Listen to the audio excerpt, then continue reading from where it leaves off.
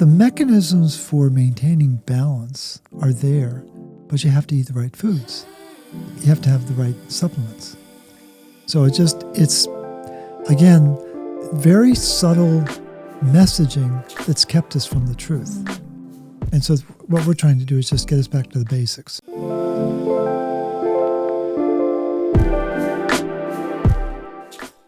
Some of you may remember that towards the end of 2024, I had a bit of an inflammatory flare-up. Now, having been in remission for so long, it was quite challenging. And even with all my tools and the best practitioners at my fingertips, it wasn't shifting. And there were many reasons for that, but a friend told me about the energy enhancement system that has taken off like crazy in the States, but it had just opened in the UK. And I really was trying everything I could to heal, so I went to check it out. Honestly, safe to say, I've never looked back. And if you're suffering with anything from autoimmune conditions to mental health challenges to cancer, even if your pet is unwell, please stick with me for 60 seconds while I tell you what this incredible system of healing is. So EES creates special energy fields using scalar waves and biophotons that allow your body to return to a place of homeostasis and balance, because that's the frequency our bodies should be vibrating at when in a state of wholeness. These fields help to balance and optimize your body's natural processes, promoting healing and overall well-being. I've personally now had 2 daytime sessions and have also stayed overnight twice, giving my body 11 hours of recharging within the scalar waves. And all I can say, and my friends who I sent say the same, is I've never fallen into a deeper meditation or a more relaxed state than when I'm in there, showing me that it's absolutely doing something with my energy field, thereby promoting wellness. The energy enhancement system promotes the body's ability to detox, reduce inflammation, reduce pain, improve circulation, improve sleep quality, improve immune function. It regenerates cells and it balances the right and left hemispheres of the brain, which is why we go into such deep meditation when we're in there. And that's just the beginning. Guys, the body is designed to heal from everything and anything. And when it's synchronizing with the healthy, energetic environment generated by the system, it can. They're based in London. I cannot recommend it enough. And you can get 18% off any length session by using code reconditioned18 when booking. That's reconditioned18. Just visit www.energyenhancementcentre.co.uk to book, or you can head to the show notes for all the links. I cannot wait to hear your success stories. And please note, EES do not make any medical claims.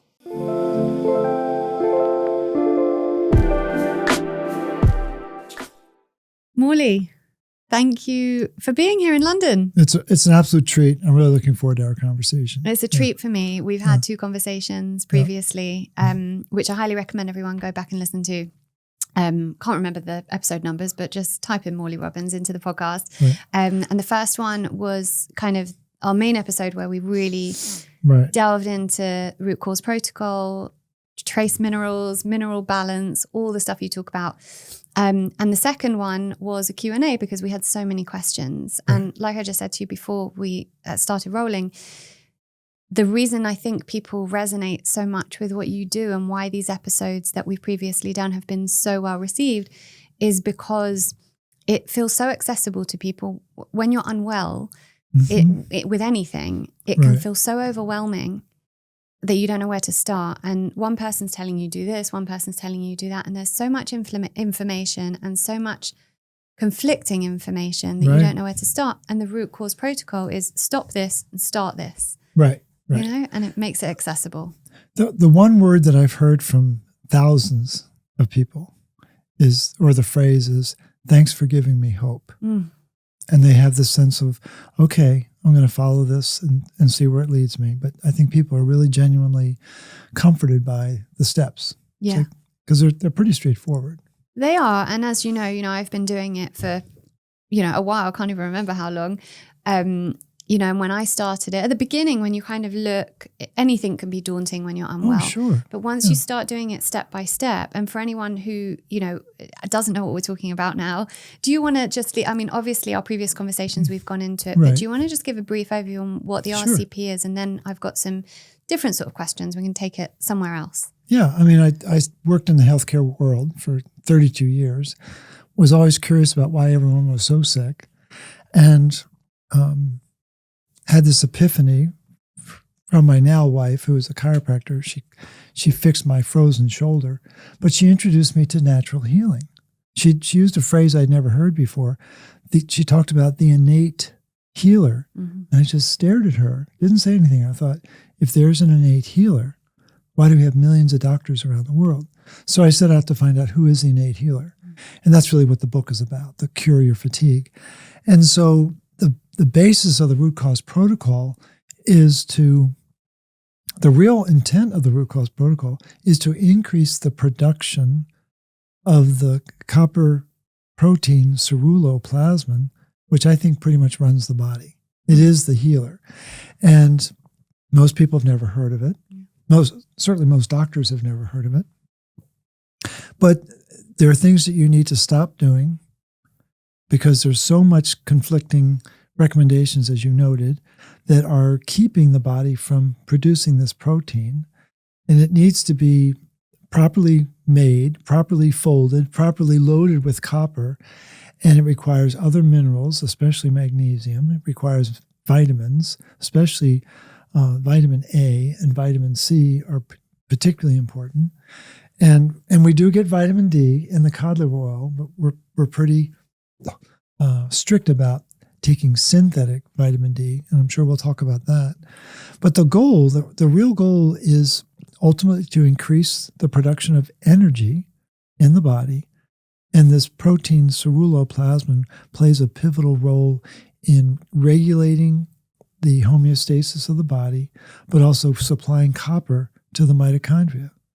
And it's absolutely amazing how divinely designed we are, but no one knows about it. Yeah. So I want to ask you, what is this copper actually doing? And before I do, just, you mentioned magnesium. I want to talk about copper and magnesium. Sure. Am I right in thinking that because there's so many different types of magnesium and different people need different types and we need different types for different things. Am I right in thinking that magnesium citrate actually reduces the ceruloplasmin? Yes. Yeah.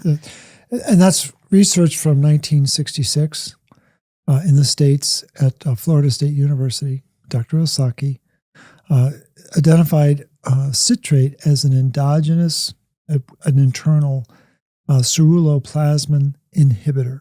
Yeah. And I'm not sure I would have designed it that way, but that's the way the body works. So why do so many supplement companies provide magnesium citrate? It seems to be the most, obviously those of us who are taking it and understand a bit more about magnesium, we're looking at glycinate, we're looking at malate, but citrate seems to always be the first one that comes up. We live in a world of duality. Right. What's up is really down, what's down is really up, right?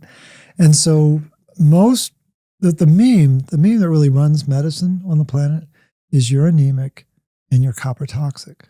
And the truth is just the opposite. You don't have enough copper in your body because it's not in the diet anymore, and you're drowning in iron, but it's not showing up in the blood work. That's the key. And so it's very rare for a practitioner to know what the properties of copper are, what it does inside the body. We only have an hour. I could go on for about 5 hours just explaining what it does. And the key in this process is to get people curious about this mineral that they've told is a toxin, when in fact, in the pregnant woman's body, the amount of copper triples, the activity of the ceruloplasmin protein doubles. Well, if it were toxic, would that even make any sense at all? So we live in a situation where there's a very carefully scripted narrative of what you're supposed to do and what you're not supposed to do. And I think what we've learned within the root cause protocol is just break that whole narrative apart. Yeah. There's so much conflicting information, as you noted at the beginning. And I think what we really encourage people to do is be more curious than concerned. Informed choice. Informed choice. That's really what it came down to. It just amazes me that even, and this is a lesson for people, I think, just because it's a supplement company, just because it's holistic, just because it's natural, you still have to do the research, right? Because if you go onto a supplement company website and you type in magnesium and citrate's the first thing that comes up, it doesn't mean that that's just the magnesium. Or you go into health shop, our most common health shop here, I wouldn't buy any of the supplements from there. Right. So I think it just comes back to that whole thing of you have to do your own research. You do. And what you also have to do is you have to develop an ability to discern, is this research I can trust? Yes. Right? Yeah.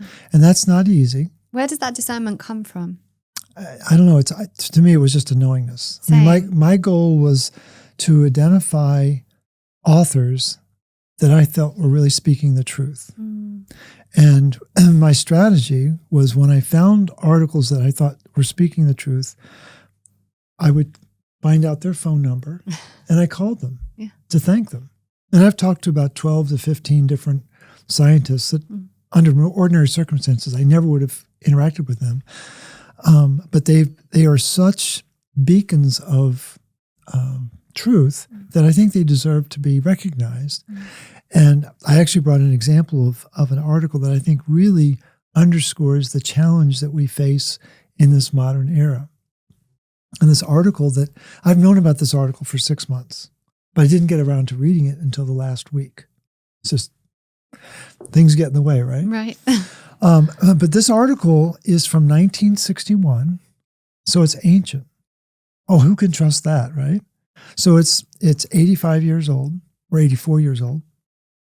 But it's written by two distinguished professors from Harvard Medical School, Dr. Adelston and Dr. Valley. Adelston was a pathologist, Valley was an internist. These are creme de la creme of the faculty at Harvard. And the title, which blew me away, was Copper Metabolism in Man in the New England Journal of Medicine. So right out of the blocks, we've got distinguished professors publishing in a very revered journal, talking about a subject that is considered taboo now. You can imagine my curiosity. And let me just share 3 parts to this article, and then we'll get back to our conversation. But I think it really underscores the magnitude of the conflict. And this is in the section entitled Nutritional Requirement. And I'll send you the articles so you have them, and you can share them with your audience, with your followers. Although unequivocal copper deficiency has been observed in many animal species, there is no clear-cut record of such a deficiency in human beings. Really? So copper deficiency exists in animals. We are animals, you know that. But there's no record of it in human beings. Then the next paragraph, subsection, deficiency states in animals. You ready? Yeah, I'm ready. Are you sitting down? Low copper diets in animals lead to anemia, bone disorders, central nervous system demyelination, that's called MS, and degeneration, that's called Parkinson's, Alzheimer's, Huntington's disease, ALS.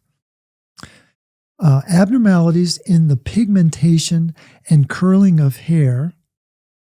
Know anyone who's losing the color of their hair? Yeah, when it goes grey, and that's all to do with copper. Right. Fibrosis, that's a very serious problem for a lot of people. Animals. And hypertrophy, that's an enlargement, hypertrophy of the myocardium. That's another way of saying heart, right? So enlarged heart, animals get enlarged hearts. Congestive heart failure, diarrhea and scouring, and reproductive failure with resorption of the fetus. Right.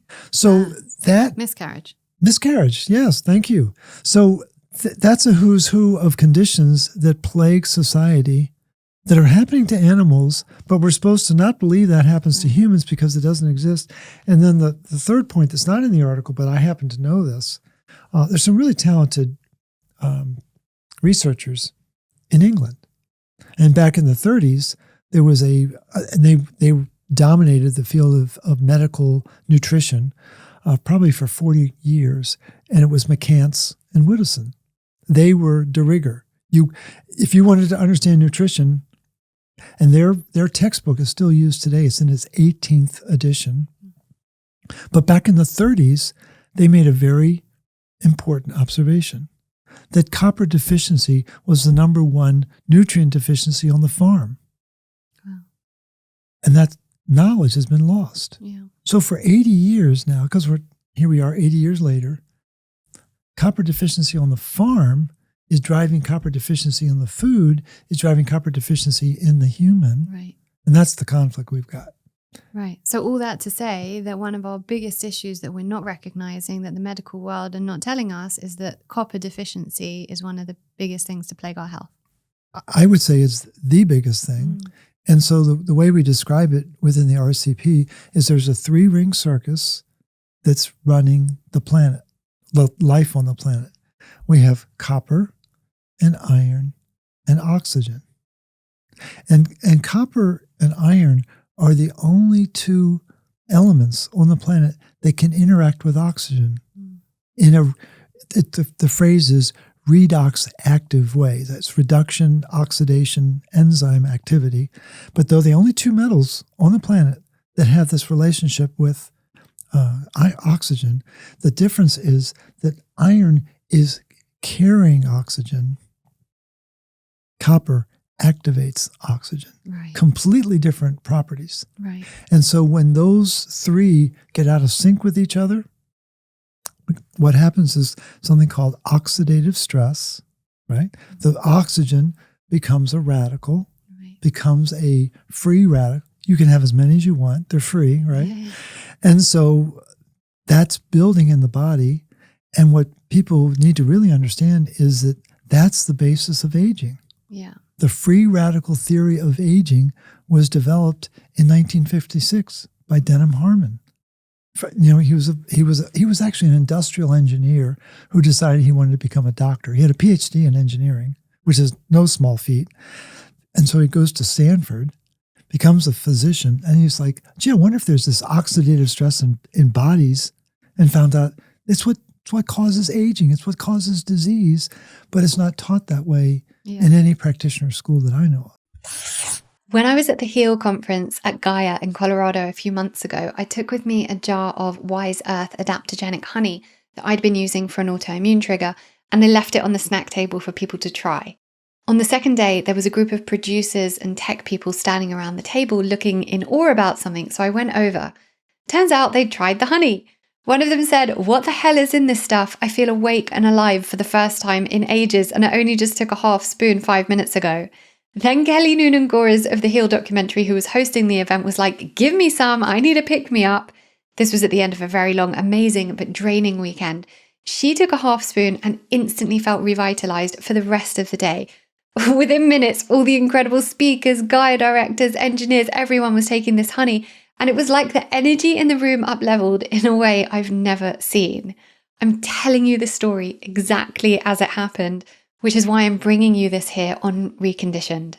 Wise Earth adaptogenic honey was created in response to founder Daniel losing his sister to cancer. It uses traditional Chinese medicine and cutting-edge extraction technology to create a potent adaptogenic honey designed to combat the current leading health issue, chronic inflammation, which is how everything starts. It's helped people from all over the world combat challenges from lack of energy to digestive issues to hormonal imbalances and a range of chronic illnesses. It uses the absolute best quality honey as a carrier of adaptogens such as reishi, chaga, and cordyceps to enhance both bioavailability and taste, ensuring maximum potency and effectiveness. Mix it into your coffee, whack it in your smoothie, or just take it neat on a spoon. You only need a little bit a day for the effects to work. And as I've seen from those around me and my own experience, those effects are huge. So visit wiseearth.uk, that's WYSE, earth.uk for UK, or .com for US, and use code Lauren10 for a 10% discount. And just to kind of take it back, we've got the oxidative stress, Right. which we've got the free radicals, and they kill off the antioxidants, right? And the free radicals are killing off the antioxidants, causing immune deficiency, inflammation, everything that oxidative stress causes, which leads to ill health. And so the precursor of that, or the, if you like, the remedy to that, is getting this mineral balance right. Exactly. I mean, the mechanisms for maintaining balance are there, but you have to eat the right foods. You have to have the right supplements. So it's again, very subtle messaging that's kept us from the truth. Mm. And so what we're trying to do is just get us back to the basics. Right. So let's do the basics, because I know people love that. And let's do it in a different way. Okay. So you've been very kind in being an amazing teacher and mentor to me. And if I ever have a client or, someone messages me and I don't know how to help them, I will email you, and you will kindly email me back with information and kind of guide me in this. And something I've been getting a lot recently is women in perimenopause, menopause, that kind of stage of life, really not doing well with it, really struggling. Right. Coming up with osteoporosis, osteopenia at quite a young age. From my perspective, I feel like, the early 40s is quite a young age to is very young. Suffering with that. And I also believe that we shouldn't be suffering with menopause. I think that it should be a smoother process, and there are reasons why we're suffering with it. And so these things are coming up in women, and then they're being told they have low iron, and they're being put on these toxic iron supplements. Right. And then they've got these, bone deficiencies, all in their 40s. Right. This is kind of a common picture if we're looking at something like this. So there was this specific situation, but it's a really common picture. So if someone came to you in that situation, I'm suffering with menopause, that's kind of the terminology. Right. I feel tired. I don't have very much energy. I've got osteoporosis, and, I'm being told I'm very low in iron. Right. What would be the route from there? Well, all those four dynamics are related. Mm-hmm. And so it's important for people to realize that as we age, we accumulate iron. It's a biological fact on this planet. Mm. The number one element on the planet, 36% of the Earth's composition is iron. When you told me that, sorry to interrupt, but I remember you telling me that once when we spoke about iron, and you said to me, iron is the number one component on the planet that is, and there's too much of it. You can't possibly be iron deficient because there's too much of it on the planet. And that was such a light bulb moment for me. Right. And the thing is, for people to believe that they are, quote, anemic means that the most evolved species has lost the natural ability to metabolize the number one element on the planet. Right. It doesn't make any sense at all. And so when women are presenting with those symptoms, and you're absolutely right, like in Japan, there is no word for hot flash. Really? Because they don't experience it. They have a lot of minerals in their diet. Right. They eat a lot of omegas. Yes. A lot of omega-3s, yeah. Exactly. In the fish. And so the concept of, and women should get into their 50s, well into their 50s, before they go into menopause. Yeah. And I know how quick they are to, thank gosh, I'm done with my menstrual cycles. I'm like, no, that's nothing to be excited about. No, and you're seeing now more and more women, late 30s, early 40s, telling me they're in perimenopause, and they're just kind of waiting for the menopause to happen, and it's becoming normalized for it to be at that age now. Exactly. And so we have this accumulation of iron that people don't know about.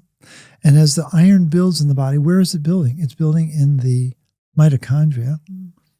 You can't make energy in the mitochondria if it's full of iron. And we could spend an hour talking about that. Yeah. But that's the origin of the fatigue. The loss of energy, the loss of the ability to make energy, the loss of the ability to activate the oxygen, turn it into water, to release the energy molecules, is what creates fatigue. Uh-huh. Okay. So it's the iron getting into the mitochondria. Well, iron is designed to get into the mitochondria. Iron is also designed to get out of the mitochondria, and also to get out of the cell. So it's not getting out, and that's the iron toxicity. That's the iron toxicity. And guess what the mechanism is? Copper. Copper is what releases it out of the mitochondria, what releases it out of the cell. And so there's a very elegant recycling system for iron, an incredibly, I mean, it's the most beautiful thing I've ever studied, but it's not taught. It has a very formal name, reticuloendothelial. That's really scary, right? Intimidating. It just means recycling. It's all it means. And the body is designed to recycle iron 24/7. Right. So we've been talking now for about 20 minutes, right? And every second of every day, we need to turn over 2.5 million red blood cells a second. There's a lot of iron in 2.5 million red blood cells. In the course of a day, it's 200 billion red blood cells. But the part that's really important for people to understand is that of that 200 billion red blood cells, it takes 25 milligrams of iron, which is a little tiny bit, but 95% of it comes from this recycling program. Right. And only 1 milligram a day needs to come through our diet, come through our mouth. That's not taught. Everyone thinks they need 20 to 25 milligrams through their diet. But if the body cannot recycle that iron, it starts to accumulate. And that leads to the fatigue. And so the other thing that's important for people to know, another factoid, is that 46% of the copper in our body hangs out in the bone marrow, especially in the long bones, the femur, the pelvis, and the hip. That's where the preponderance, the bulk of the blood cells are made in those areas. Almost half of the copper in the body is in the bone marrow, where at any moment, the bone marrow is trying to decide, are we going to make bone? Are we going to make blood?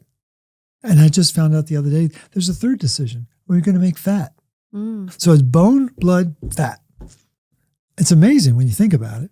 And I think I sent you the article when you were asking about one of your... Yes, that was fascinating, yeah. Yeah, that would be a wonderful article. I'll link all the articles that we're talking about in the show notes. Because the key is a lot of people are taught that this osteoporosis is caused by a change in estrogen. No. No, it's caused by a buildup of iron in the bone marrow. The tissue in the human body that has the most magnetic attraction for iron is the bone marrow. It's like, okay, so we've got the highest concentration of copper, the most magnetic attraction for iron, which means that the bone marrow must be really good at working with iron when copper's present.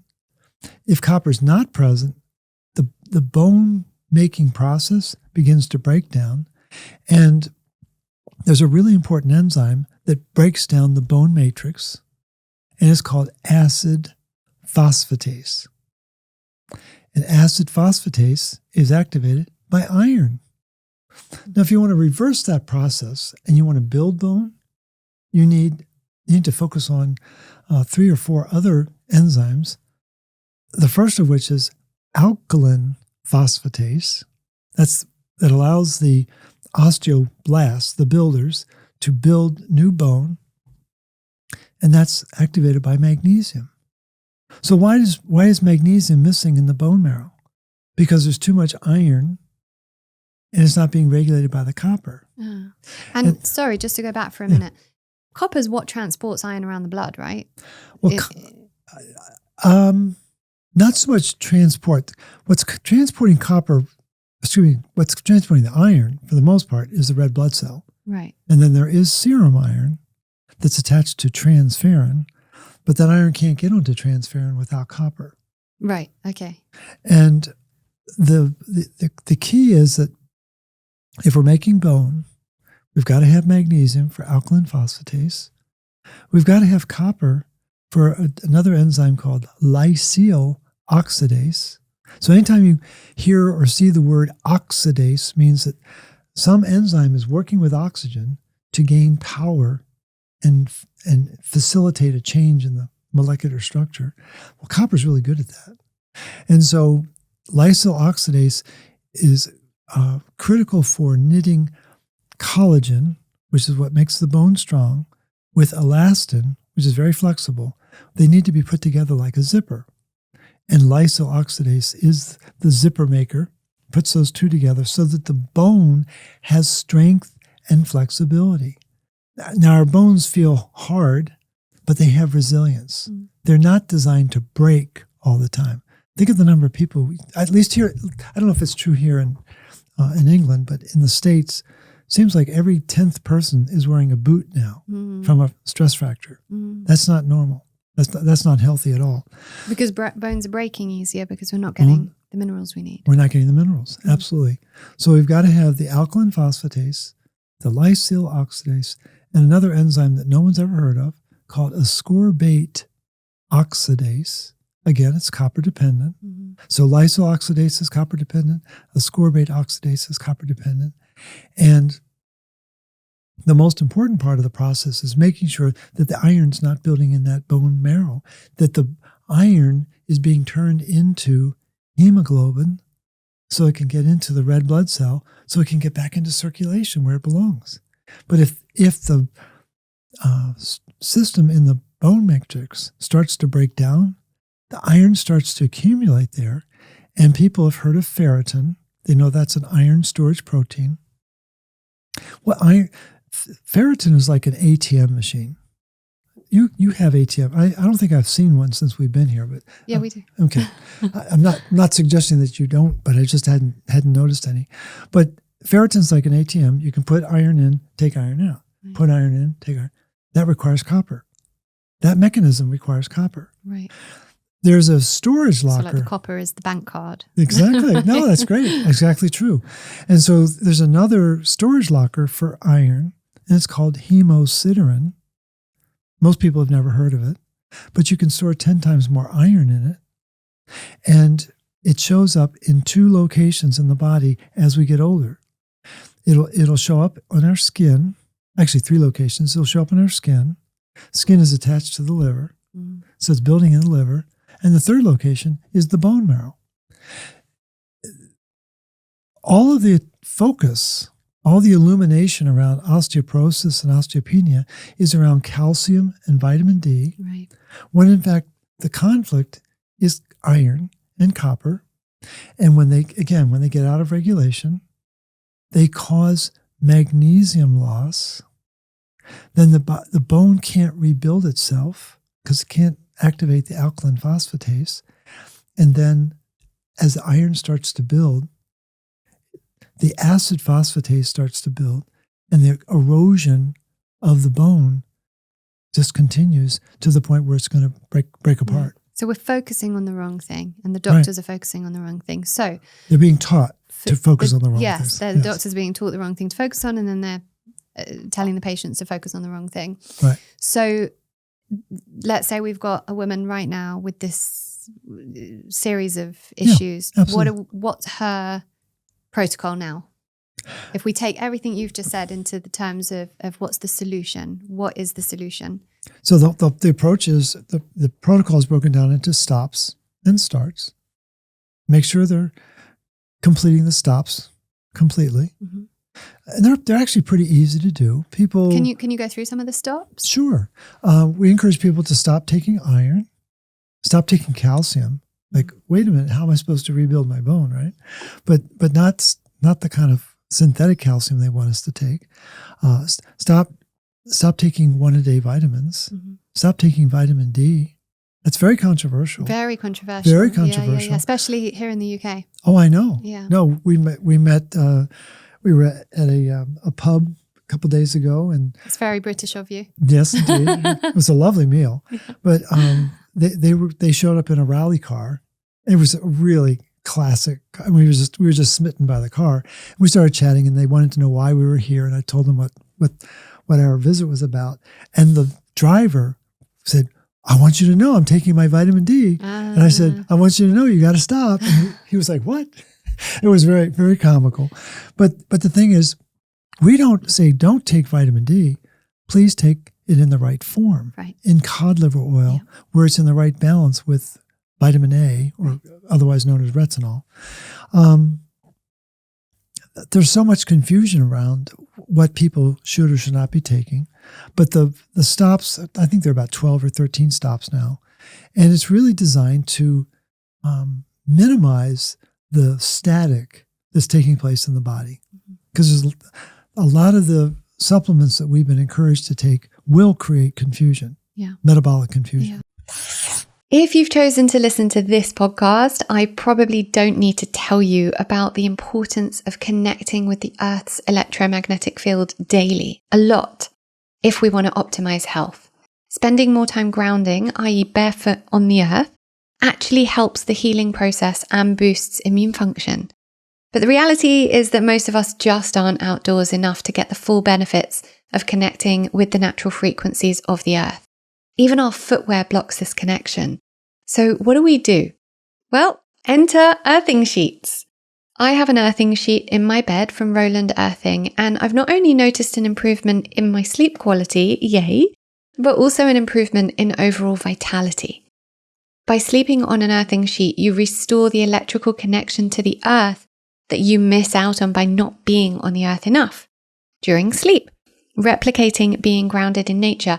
And it works best this way because our bodies repair while we sleep, and we're there for ages. So really, this is the most valuable time to maximize efficiency of your earthing practice. The sheets are made from organic cotton and they just go under your bed sheet. And not just that, Roland Earthing donates 1% of all sales to Farmers Footprint, Zach Bush's amazing charitable organization, which really means a lot to me. Earthing sheets are also said to be really great for children with sleep issues and cognitive challenges. So all in all, I couldn't recommend these earthing sheets enough. And you can get a 5% discount by visiting rolandearthing.co.uk. That's ROWLAND earthing.co.uk. And use the code Lauren5 to get a great 5% discount off your first order. And just to let everyone know who's watching or listening, I will put a link to the stops and starts in the show notes. It's really simple. Stop taking these, stop doing this, start doing that. But it's interesting, bringing up the vitamin D one, because that is, even in kind of the holistic health world, everyone just assumes you need to be on synthetic vitamin D, where actually it's the cod liver oil. And I'll link all the supplements as well, the Rosita cod liver oil, your Recuperate IQ supplement, which we'll get onto as well. Yeah. So, okay, so we're stopping the vitamin D, we're stopping calcium, we're stopping iron, and then what are we doing for this particular woman? And one more, real quick, one more to add to that is stop taking ascorbic acid. Right. Don't think that that's the real vitamin C. Right. And this is a difficult one because we have a lot of... I have a lot of people, and I myself have been a very big fan of Dr. Suzanne Humphreys, who I think is brilliant and has written one of the best books on vaccine injury to ever be written. And she recommends high doses every day of ascorbic acid. And when you were talking before about discernment, this is what I want people listening to come back to. There have been many things in my now 23-year journey of researching and healing that have been, advocated for in the natural health world, the holistic health world, that haven't felt right to me for whatever reason. Right. And I used to kind of not listen to my intuition and be like, well, these people know better than I know. Right.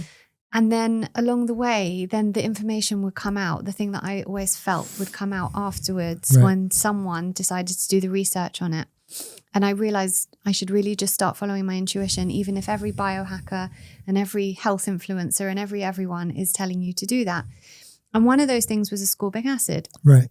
And it's about nuance, right? And it's about discernment, and it's about, you can't put anyone on a pedestal. I tell my clients all the time, don't even listen to what I say. Right. Don't put me on a pedestal. Don't listen to, if something doesn't feel right for your body, as we're all made up so differently. And then I started looking into, because I do a lot of research into, epigenetics and, MTHFR and all the kind of gene polymorphisms, and realized that with certain MTHFR variations, you're going to find ascorbic acid even more difficult to process through the body. And then I realized, okay, well, being that I have MTHFR, that makes sense. I mean, it's like, just as an example for right now, everyone's raving about methylene blue. And the clients are messaging me every day, should I take methylene blue? And I'm like, listen, there's no research that I've read that's saying no, but there's something about it that I don't believe that this is a natural thing that should be going in your body that is going to help you. I think there are much more simple, effective, subtle ways to improve your brain power and your immune function. What fuels nutrition and medicine is one question. What's new? Right. And very early on in the process, it was like 2017, I had a chance to spend a day with a world-renowned consultant to the natural food industry. His name was Michael Greenberg. It was one of the peak experiences of my career. And excuse me, he said, Morley, you need to ask a different question. He said, what's enduring? Completely different. Right. And that's why I'm not intimidated by a 1961 article, because I know there's truth in this article. Right. And so people need to let go of this need for what's new, what's the next shiny object. Right. What they need to also know is that in 1892, methylene blue was used to cure malaria. Methylene blue in 2025 does not cure malaria. So it's a different methylene blue. Right. They've changed the formula, folks. Right. We got to stop. They've moved the cheese, right? And we don't want to believe that they're doing that, but they are. Right. And so the ascorbic acid, the easiest way to describe it is picture your car. What kind of car do you drive? Me? Yeah. Specifically? Yeah. Mercedes. There we go. Lovely. My mom had one many years ago. It's a fun car to drive. I won't tell you how fast I drove my mom's car. But the thing is, that car has a steering wheel, an engine, 4 wheels, and a cover. And those are the same components that you have in the vitamin C complex. Okay? It's very, very important. It's a lot of moving parts in the vitamin C complex. Ascorbic acid is the shell of the car and no moving parts. Okay. So people don't realize that the ascorbic acid, they call it a antioxidant. No, it's not. At the doses that people use it, it is a pro-oxidant. And where I always question it. I had the same intuition that you had. But again, back to the bedrock of truth, the Swedish scientists Holmberg and Laurel, who first really wrote about ceruloplasmin in 1948, on the very first page of the article, they talk about how ascorbic acid blows up the ceruloplasmin protein. What people need to understand is that this is not some average protein. It has 1,046 amino acids. It's a beast inside our body. It's a very large, it's not the largest, but it's one of the largest proteins in our body. It has 6 to 8 copper atoms inside it. Nothing even comes close.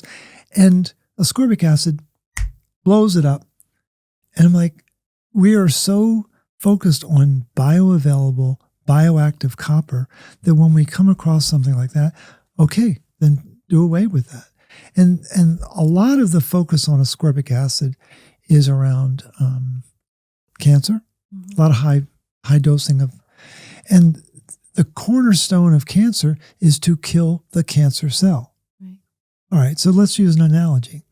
A cell that gets cancer is like an adolescent that takes drugs. What do we do with kids who take drugs? Do we shoot them or do we try to rehabilitate them? And so I don't think killing cancer is the answer. We got to bring the body back into balance.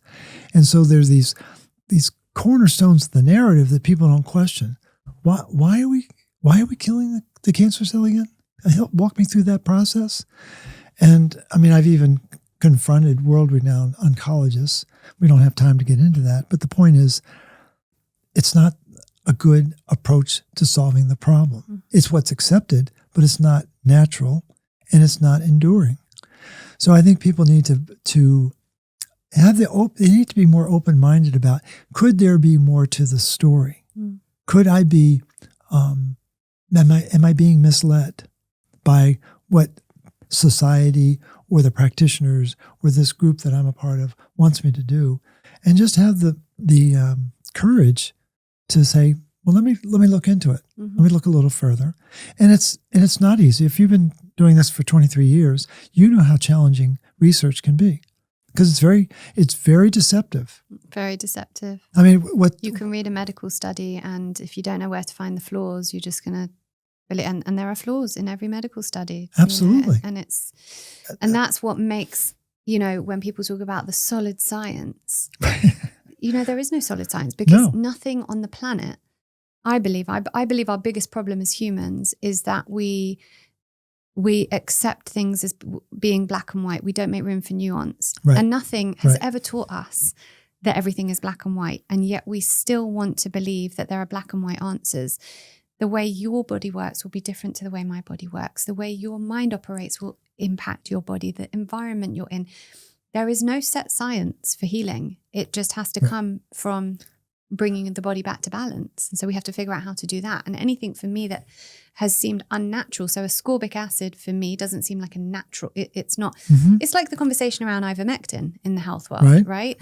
Now, I do believe that it can have some benefits in some ways for people who are healing from cancer, don't want to take chemotherapy, and are bringing in, there is definitely an argument for that. But bringing in a pharmaceutical just because we're now thinking, oh, well, the government didn't want ivermectin, so it must be right. So we must do the opposite. It's like, even that, there's just so much. Does this feel natural? Is this going to bring my body back to balance? And I don't believe a pharmaceutical has the ability to bring my body back to balance. I think only nature can do that. Yeah, and I think for people, it's important to dig a little deeper. And if you are convinced that ascorbic acid is the answer, look into how it's made. You take GMO corn and mix it with sulfuric acid, and that's how ascorbic acid is made. There's nothing natural about that.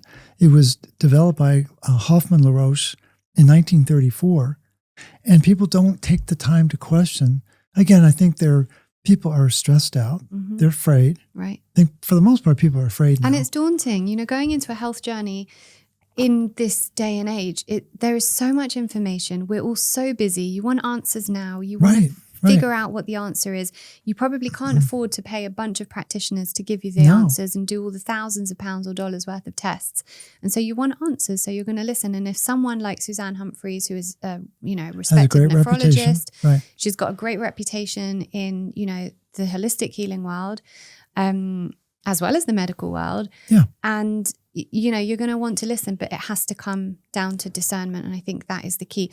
Can we go back? Because I'm so conscious of time, and I want to make sure that we focus on the most common thing that is coming to me now, which is the profile of this woman heading into her menopause early. Absolutely. What does she need to do? She needs to open her mind that there's more to the story. The most important variable in this healing process is,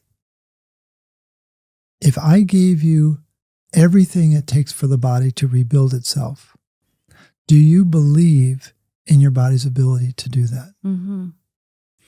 That's a very important question that needs to be asked, because a lot of people will hear about a protocol like the root cause protocol and they'll question and they'll research and they'll nitpick at it because they have doubt, because they have fear, because they've been out of balance for so long, they no longer trust their body. As I've gotten deeper into this work, it's very clear that we were divinely designed.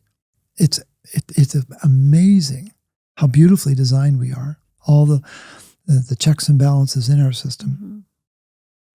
And what has been missing are the critical nutrients that we recommend in the starts.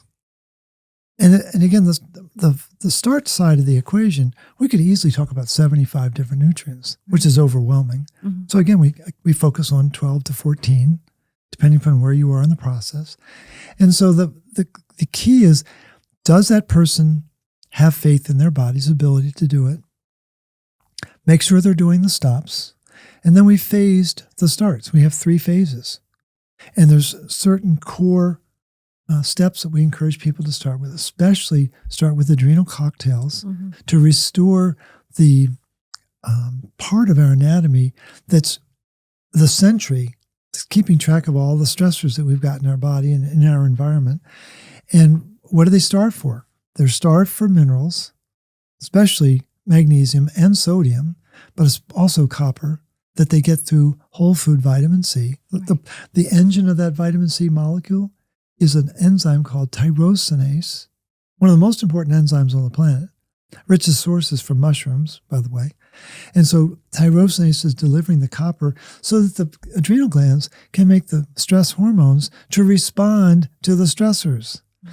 And what people need to understand is that all of those hormones that they know about, whether it's sex hormones or stress hormones, they're responding to the state of oxygen in the body. It's beautiful. Those very complicated chemicals have an intent to bring the body back into balance. And what are they moving? Minerals to allow the body to respond to the stressors that are changing oxygen from its O2 state to an altered state. Right. It's fair. It's so straightforward. And so the first thing with that is this adrenal cocktail, which I advise all my clients to start their day, and I do that every single day without fail. Yeah, and it's so restorative. Yeah, and it builds resilience. And the beauty of this process is that we will always have stress as long as we're above ground, right? Stress is not going to go away, and hopefully it will go away when we go below ground. That's right. But the thing is, we're always going to have stress. So then we have to be able to make energy to respond to that stress. Right. Either we're going to fight the bear or we're going to run from the bear. But we've got to be able to deal with the bear. And I think what's happening in a lot of people's body, people know about the fight or flight syndrome. Well, there's a third phase or third component to it. It's called freeze. I think people are entering into the freeze state. People are so immobilized, they're so overwhelmed, they can't make enough energy even to deal with the bear. So they play dead. Yeah. And they shut down. I think that's a nervous system issue as well. I think because our nervous systems are so dysregulated, that's playing into the energy we're able to produce. And also it's stopping us. You know, I have a lot of clients that come to me and they're like, I know all the things I've got to do, but my nervous system's so shot to hell. I'm completely procrastinating on everything. I don't have the energy to even think about what supplements I need to take and what food I'm going to cook today and the ingredients I'm going to buy. Well, I think it's important for people to realize that the mainstream solution to osteoporosis and osteopenia is flawed and absolutely the opposite of the truth. I mean, it's very heretical to say that, but the recommendations that are being bannered about to take more vitamin D, take more calcium, it's like, no. And they're worrying about estrogen. Why is estrogen building in that woman's body? Because estrogen is an antioxidant. It's the backup plan to ceruloplasmin, which is the master. I did not know that estrogen is an antioxidant. Absolutely. Well, there you go. And so as the body, if the body doesn't have enough ceruloplasmin, which is the master antioxidant in the body, glutathione, master antioxidant in the cell, melatonin, master antioxidant in the mitochondria. Those are the three powerhouses in our body. But if ceruloplasmin is not strong, the backup plan is estrogen. So estrogen is building. And what is also building in the woman's body? Iron. So then what does estrogen and iron like to do? Grow things. And that's where the fibroids come from. That's where the cancers are coming from. Right? And so let go of this idea that it's an estrogen issue. It's not. It's a mineral issue. Right. And one of the most important things for women to do, besides starting this protocol, is donating blood on at least a quarterly basis. Because when they go into menopause, there's two reasons why women outlive men. Did you know that? Well, I know that we outlive men. Yeah, there are two reasons why. Women are smarter. Yep. That's a biological fact. And women have 40 years of blood loss. You're dumping iron for 40 years. And you've never seen it that way before. How interesting. So that iron causes rust. And so when women go into perimenopause or full-blown menopause, iron is building in their tissue and they're not even aware of it. No GYN is going to tell them, oh, you better start donating blood, because they make a living off the rusting of the woman's body as they get older, a lot of money. And they need to start to donate their blood, and they need to dump their fear that they're broken. Right. And so the whole side of emotional release, which we touched on before we got started, is so important in this process for the individual to realize that the body is divinely designed, that there is a set of nutrients that will reactivate the immune system and the energy system. And what people find, the one consistent response that people have to the RCP is, I have so much more energy now. Right. Yeah. And that's what's debilitating. When you feel fatigued Right. and you know something's not right, you feel like you've got to do something. Well, as soon as you get energy, it's like you're halfway there. Right. You feel that elation of being able to solve the problem. And the role of being in a state of fear puts you in a sympathetic state. Right. You're back fighting the bear again. Right. And what we need to do is get to the parasympathetic state. Mm-hmm. We have to release the fear, and we spell it differently within the RCP. Fear is spelled Fe-AR. So we see the symbol for iron, and when you're in a state of fear, you're a magnet for iron. Mm-hmm. And you can't heal as long as you're attracting iron to your physiology. This is exactly why I love what I do, because it's about the whole person approach. Right. You know, you're not saying, here, take these supplements, stop these foods, start these foods, and that's all it is. You're saying, we know fear holds a very low vibration, one of the lowest vibrations on the Hawkins scale of consciousness, which is going to bring our vibration down. It's going to impact our health. And if you come out of fear, you know, what's the opposite of fear? Love. You're vibrating at love. You're vibrating at a much higher frequency. You're going to be a magnet for health. And that's why it's not just about, and this is where kind of the biohacker world, I think, gets it a little bit wrong, is that it's all about the metrics and the tracking and the statistics. Right. And what I've learned in this journey, where I used to do all of that, and it was about spreadsheets and about tracking, and I don't wear any trackable devices. I don't do any, I don't measure anything. I don't weigh anything. There's no need to. It's discernment. How do I feel, and how am I going to improve my energy, and where is my vibration today? Where is my frequency vibrating? And so I love that you said that, because obviously so much of the root cause protocol is, practical steps, but I know how much you believe in the energy side of things when it comes to health. No, and when I started this, I was a very Newtonian. You're missing the mineral, you're missing the nutrient, whatever. And now 15 years later, 16 years later, it's quantum. And it starts with the emotional. Where are you stuck? Yeah.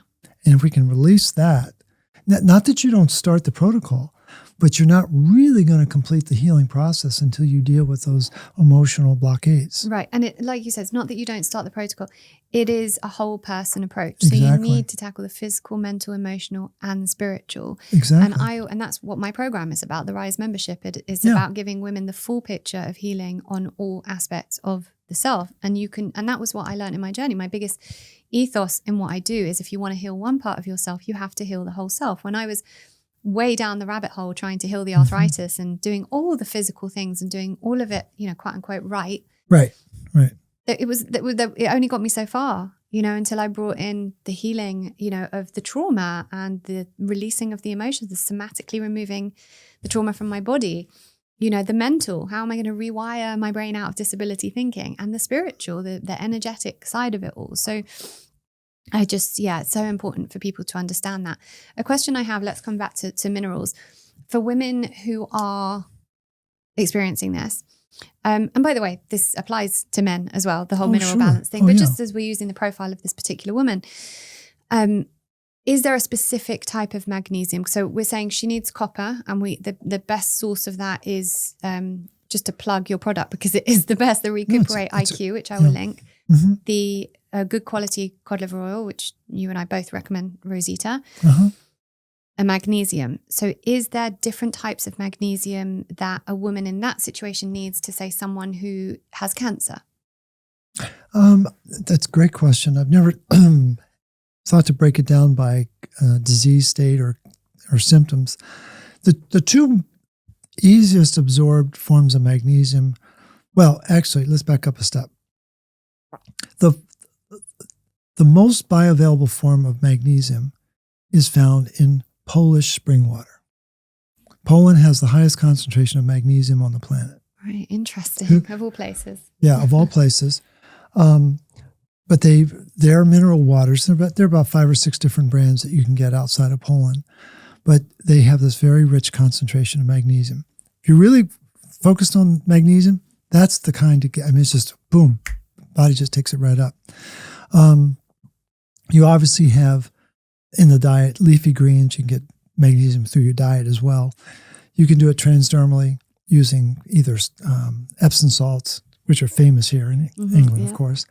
Never been to the River Epsom. I haven't either, actually. Yeah. where the cows discovered Epsom. That's very cute. But Epsom salts, and then of course the magnesium chloride oil. But then as it relates to the chelated forms, the nutritional forms that people are used to, the two easiest absorbed are magnesium malate and magnesium glycinate.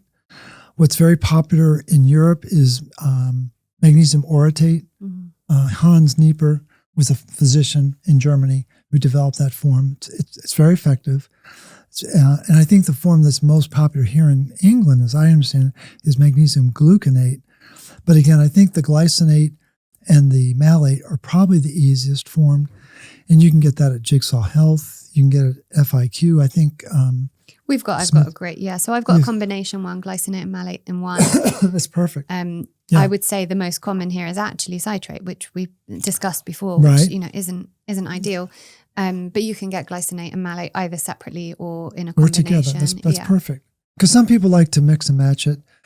Some people feel that they do well with malate during the day and glycinate at night. Other people just the opposite. Yeah, you have to figure it out for yourself. Right. I actually do really well with taking the combination at night.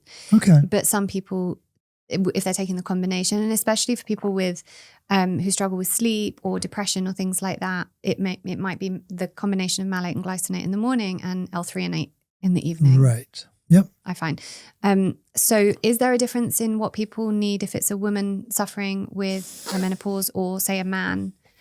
No, I'm not aware of it. No? No. Okay. No. Great. So a good combination would be glycinate and malate, maybe some Epsom salt baths, some transdermal magnesium. Absolutely. And finding that balance that works for you. And see, the beauty of the bath, do you know why the bath is so important? Because it forces you to go parasympathetic. When you're standing in a shower, you're sympathetic. Yeah. When you're sitting or even lying in a bath, you're parasympathetic. Yeah. And the nervous system is completely different when it's parasympathetic as opposed to when it's standing. I also think it's an element of being connected with water. The more I go on, the more I realize just how water is probably the highest intelligence of anything on the planet and beyond. And I think there is an intelligence in water itself that's healing us, and it's enabling us to connect with the self. And I think there is something innately healing in water generally. Absolutely. And when you get into the water and you're just immersed and you can be present with it, there's a healing that happens there. And where do you think that intelligent water is being made inside the body? You're going to tell me. Yeah. In the mitochondria. Right. They are the mitochondria. They're called energy furnaces or energy factories. No, they're not. They're actually water wheels that are also a smithy. They're recycling iron all day long, but they're designed to make water to hydrate the body. That's really their intent. Yeah. It's absolutely beautiful when you begin to think about the design, but it isn't just water. I think your term intelligent water, that's a great expression for people to realize that their body has this natural ability to bring intelligence back into its being. Yeah. Well, I've had an amazing conversation with Veda Austin. Do you know Veda Austin? She's with the Intelligence of Water. She wrote a book called The Intelligence of Water, and she does experiments with water, and she observes the water in its nearly frozen state. Yep, right. After she's said certain things to it or put it near certain things. And Dr. Emoto. It's the Emoto. She's taken Emoto's work kind of to the next level, and That's just unbelievable. And I think, we want to talk about water. We want to talk about adding the trace minerals back in, right? Because we're obviously our water is becoming deficient, and that's another way to get the minerals back in. But I still think that you can actually talk to water and bring that, whatever system the water's been through that's made it dead, you can actually bring that back just through energy. Absolutely. Which is kind of just another phase of this journey. And back to this woman who's dealing with her imbalance, one of the things that we really encourage women to do, especially anyone who's trying to heal, is to find a quiet spot at least 3 times a day and say the following phrase 3 times each time they do it. I love being in balance. I love being in balance. I love being in balance. And if you know anything about affirmations, they've got to be said in the present tense, said with emotion, but laced with gratitude. Right. And the more people do that, the more it sets the stage for that intelligence to take over. Totally. This idea that we need some sophisticated technology to design some light or so, it's like, no. No, we have the capacity. We need to be eating the right kind of food and be using the right kind of supplements and have the right belief in our body. I mean, that's it. We've kind of summed up everything that is health and that is balance, that is wellness, which is a better word than health, I think. Right. Which is give your body what it needs, take away what it doesn't need, right? Bring your body back to a place of balance, think the right thoughts, and have confidence that it can be that straightforward. Because a lot of people, there's this over-engineering of the problem, which means, I have to have an over-engineered solution. No, you don't. No, so much of the understanding of the problem has been crafted by an industry that wants you believing in witchcraft. Right. And it's just like, no, let's get rid of that and get back to the basics. Yeah. And based on that, just before we end, although this is kind of going back into the more practical, physical side of things, the root cause protocol really is kind of a one-stop shop. For the person who's listening now, there'll be a bunch of people listening with different issues, thyroid, deficiencies, cancer, autoimmune. You've seen in the root cause protocol, people find healing from every imaginable state of imbalance, right? Absolutely. Every problem, every symptom that people have, you can go to the Merck manual. There's 20,000 symptoms described in the Merck manual, but they all start with the same mechanism: lack of energy. As soon as the energy starts to wobble, oxidative stress starts to build because the oxygen is not becoming that intelligent water. It's becoming oxidative stress, and that sets into play a whole series of chemical reactions. So I'm sure everyone listening to the show has been into a post office, and you have post office boxes, right? And they all have a different key or combination to open them up. And we've been trained to believe that every condition in the Merck manual requires a separate key or combination. Well, when I was in college, I worked in the mailroom at the university. I worked on the other side of the mailbox. I had access to everyone's mailbox. That's what the minerals do. Right. You don't need a key or a combination. You just need to be really thoughtful, practical, and straightforward. Be disciplined about it. Apply these principles that we've been talking about and allow the body to bring you back into balance. You don't need to think about it. You just need to do it. Yeah. You don't need to analyze it. Feel it. It's about feeling it. Exactly. And remembering that the body isn't a series of parts all working in isolation. It's one complete organism, and you don't need a gynecologist for that, and a gastroenterologist for that, and a cardiologist for that. Just be your own ologist. Be your own ologist. Just allow the body to communicate with itself. And it's just, that's where I think people are caught in this trap of thinking that they need these specialists. No, you don't. Yeah. The capacity, there's a famous interview with Carl Sagan, famous astronomer. Love to use the phrase billions and billions, but he was talking about the process of deciding at lunchtime to have a sandwich. That's an important decision. I am going to have a sandwich. That's the conscious mind deciding, I'm not going to have soup, I'm not going to have pizza, I'm going to have a sandwich. But once that decision is made, there's 10,000 chemical reactions that need to be set into play to allow that sandwich to be broken down and digested.